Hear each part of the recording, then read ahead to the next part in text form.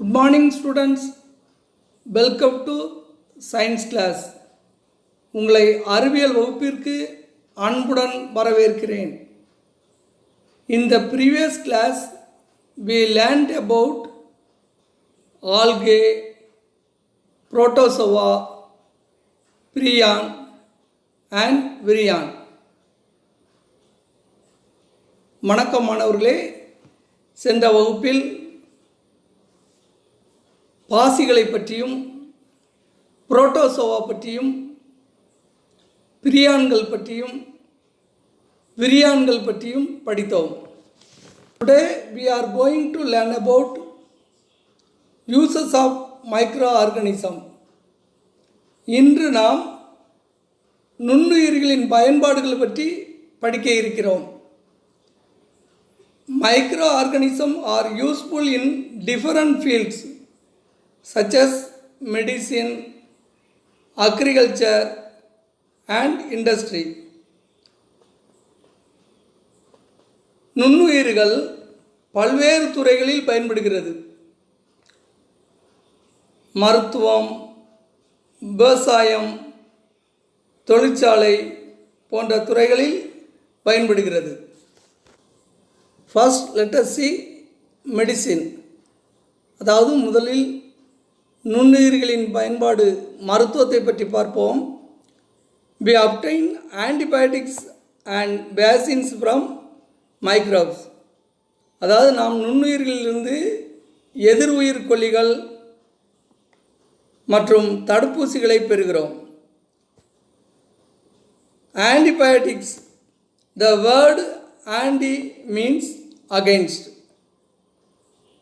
அதாவது எதிர் உயிரிக்கொல்லி என்பது the word ஆண்டி என்ற வார்த்தை எதிராக என்ற பொருள்படுகிறது. Antibiotic is the substance produced by living organism which is toxic for other organisms. எதிர் உயிரிக்கொல்லிகள் என்பவை பிற உயிரினங்களுக்கு நச்சாக உள்ள உயிரினங்களால் உருவாக்கப்படும் பொருள்கள் ஆகும். Sir Alexander Fleming was the first person to discover the antibiotic penicillin in the year 1928. Alexander Fleming என்ற அறிவியலறிஞர் 1928 ஆண்டு உயிர்கொல்லி மருந்தான பெனிசிலின் என்ற மருந்தை கண்டுபிடித்தார். The antibiotic penicillin was obtained from the fungi Penicillium chrysogenum. எதிர்உயிரி கொல்லியான இந்த பென்சிலின் பென்சிலியம் கிரைசோஜீனம் என்ற பூஞ்சையிலிருந்து பெறப்பட்டது. Penicillium கிரைசோஜீனம். The Penicillium chrysogenum was used to treat diseases such as tetanus and diphtheria. அதாவது இந்த பென்சிலியம் கிரைசோஜினம் என்ற பூஞ்சையானது டெட்டனஸ், டிப்தீரியா போன்ற நோய்களை குணப்படுத்த பயன்படுத்தப்படுகிறது. The antibiotic streptomycin is obtained from Streptomyces bacteria to cure various bacterial infections. Example, plague.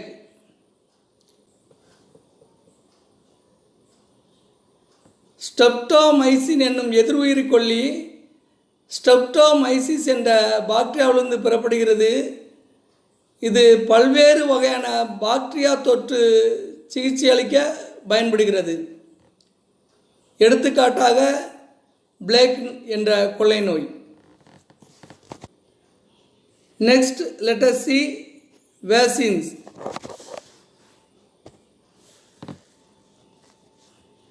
தடுப்பூசிகள். Vaccines are prepared from dead or weakened microbes. The தடுப்பூசிகள் இறந்து போன மற்றும் பலவீனமாக்கப்பட்ட நுண்ணுயிரிலிருந்து பெறப்படுகிறது. முதலில் எட்வர்ட் ஜென்னர் என்ற அறிவியல் அறிஞர் தடுப்பூசியை கண்டுபிடித்தார். Edward Jenner was the first person to discover smallpox vaccine. பெரியம்மைக்கான மருந்தினை இந்த எட்வர்ட் ஜென்னர் என்ற அறிவியல் அறிஞர் கண்டுபிடித்தார். He coined the term vaccination. Vaccination என்ற சொல்லை உருவாக்கியவரும் இந்த எட்வர்ட் ஜென்னர் என்ற அறிவியல் அறிஞரே ஆவார். When the vaccine is injected to the body of the patient, the body produces antibiotics to fight against the germs. அதாவது நோய்பட்ட ஒருவரிடம் இந்த வேக்சின் தடுப்பூசியை செலுத்தும் போது ஆன்டிபயோட்டிக்ஸ் எதிர்உயிரி கொல்லியை நாம் அனுப்பும்போது அது உடலுக்குள் சென்று அந்த நோய்பட்டவர் உடலுக்குள் சென்று அந்த நோய் கிருமிகளை அழிக்க அதனோடு போராடுகிறது. These antibodies remain inside the body and protect from future invasion of the germs. The antibiotics, the எதிர்உயிரி கொல்லிகள் எதிர்காலத்தில் அந்த நோய்பட்ட நோயாளியோடு உடலில் இருந்து நோய் தாக்குதலுக்கு நோய் வராமல் தாக்குதல் செய்கிறது, நோய் கிருமிகளோடு போராடுகிறது. Therefore, vaccination is otherwise called as immunization. அதனால் வேக்சினேஷனை நோய் தடுப்பு என்றும் அழைப்பார்கள். Example MMR vaccination, MMR and PCG. For example, MMR vaccine is given for preventing measles, mumps and rubella. எடுத்துக்காட்டாக MMR தடுப்பூசி தட்டம்மை, பொண்ணுக்கு வீங்கி, ரூபல்லா போன்ற நோய்களுக்கு மருந்தாக பயன்படுகிறது. PCG vaccines is given for preventing tuberculosis. PCC என்ற தடுப்பூசி காச நோய்க்கு பயன்படுத்தப்படுகிறது. Now let us see agriculture. முதலாவது நாம் விவசாயத்தில் நுண்ணுயிரிகளின் பயன்பாடு. நேச்சுரல் ஃபர்டிலைசர், இயற்கை உரங்கள். டைப்ஸ் ஆஃப் பயோ ஃபர்டிலைசர்,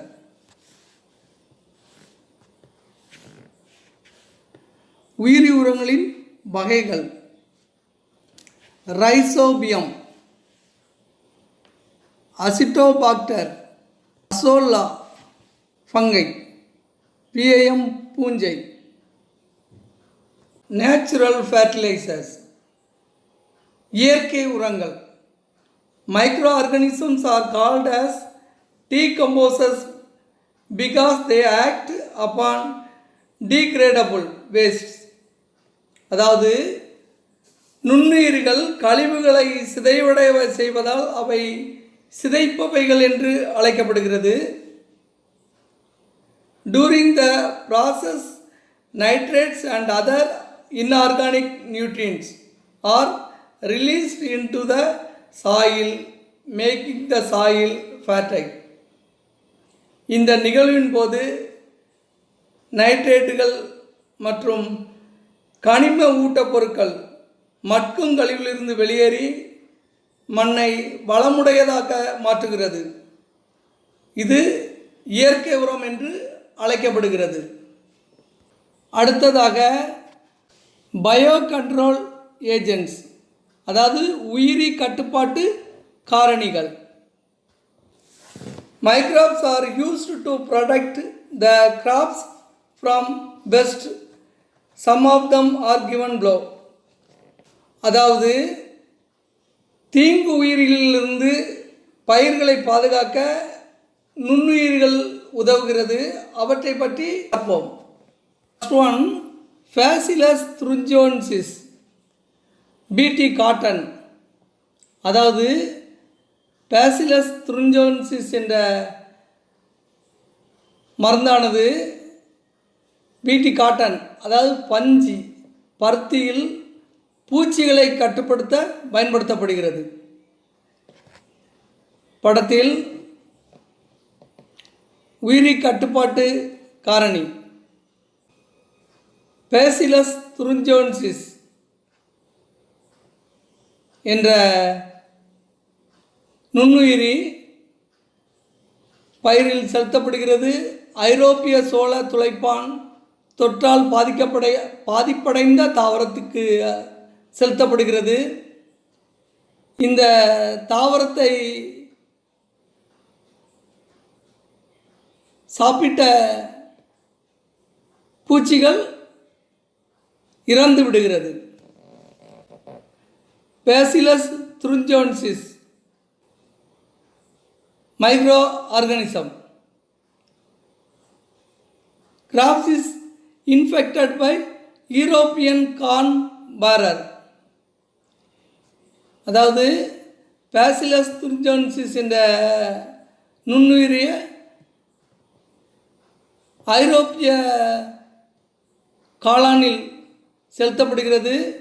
அதை சாப்பிட்ட பூச்சி இறந்து விடுகிறது. Best died when the feeding on any plant part. அதாவது அந்த பூச்சியின் அந்த செடியின் எந்த பகுதியை சாப்பிட்டாலும் அந்த பூச்சியானது இறந்து விடுகிறது. Next, Trichoderma, that is fungi, helps to protect roots and control plant pathogens. அதாவது ட்ரைகோடெர்மா என்ற பூஞ்சை வேர்களுக்கு பாதுகாப்பு அளித்து தாவர நோய் கிருமிகளிலிருந்து கட்டுப்படுத்துகிறது. அடுத்ததாக baculo virus attack insect and other arthropods. அதாவது பாக்லோ வைரஸ்கள் பூச்சிகள் மற்றும் கணுக்காலிகளை தாக்குகிறது. Next, let us see nitrogen fixation. அடுத்ததாக நைட்ரஜன் நிலைநிறுத்தம் பற்றி படிப்போம். நைட்ரஜன் ஃபிக்சேஷன் இன் பிளான்ட்ஸ், தாவரங்களில் நைட்ரஜன் நிலைநிறுத்தம். Rhizobium bacteria living in the root nodules of leguminous plants enrich the soil by fixing the atmospheric nitrogen as nitrates, which are essential for the growth of plants. அதாவது பயிர் வகை தாவரங்களின் வேர் முடிச்சுகளில் வாழும் rhizobium பாக்டீரியாக்கள் வளிமண்டல நைட்ரஜனை தாவரங்களின் வளர்ச்சிக்கு மிகவும் அத்தியாவசியமான நைட்ரேட்டுகளாக மண்ணில் நிலைநிறுத்தி மண்ணை வளப்படுத்துகிறது. நெக்ஸ்ட், இண்டஸ்ட்ரி, அதாவது தொழிற்சாலையில் நுண்ணுயிரிகளின் பயன்பாடு. சீவச் ட்ரீட்மெண்ட், கழிவுநீர் சுத்திகரிப்பு. நைட்ரோஃபாக்டர் ஸ்பேசிஸ், நைட்ரோஃபாக்டர் சிட்டினம், methanobacterium. Aerobic microbes are allowed to grow in the primary effluent during the secondary stage of wastewater treatment. அதாவது கழிவுநீர் சுத்திகரிப்பின் இரண்டாம் நிலையில் காற்று சுவாச நுண்ணுயிர்கள் முதன்மை கழிவுகளின் மீது வளர செய்யப்படுகிறது. These microbes consume the major part of the organic matter in the effluent. Example, Nitrobacter species. அதாவது இந்த உயிரினங்கள் நுண்ணுயிரிகள் கழிவுகளில் உள்ள பெரும்பகுதி கரிம பொருட்கள், அதாவது உயிருள்ள பொருட்களை உட்கொள்கிறது. எடுத்துக்காட்டாக நைட்ரோபாக்டர் சிற்றினத்தை சொல்லலாம். இந்த anaerobic treatment of sewage methanobacterium is used. அதாவது காற்றில்லா சூழ்நிலையில் நடைபெறும் கழிவுநீர் சுத்திகரிப்பிற்கு மெத்தனோபாக்டீரியங்கள் பயன்படுத்தப்படுகிறது. நெக்ஸ்ட், ப்ரொடக்ஷன் ஆஃப் பயோகேஸ், உயிரி வாயு உற்பத்தி, அதாவது தயாரிப்பு.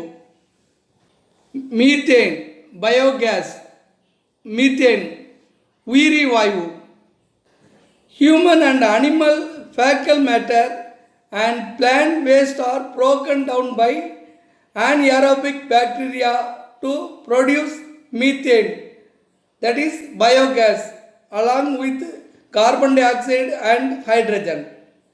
அதாவது மனிதன் மற்றும் விலங்குகளின் மலக்கழிவுகளிலிருந்து மற்றும் தாவரங்களின் கழிவுகள் ஆகியவற்றிலிருந்து காற்றில்லா சுவாச பாக்டீரியாக்களினால் சிதைக்கப்படும் போது மீத்தேன் உயிரி வாயு கிடைக்கிறது.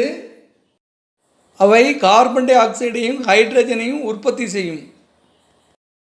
These bacteria are called மெத்தனோஜென்கள். இந்த பாக்டீரியங்கள் மெத்தனோஜென்கள் என்று அழைக்கப்படுகிறது.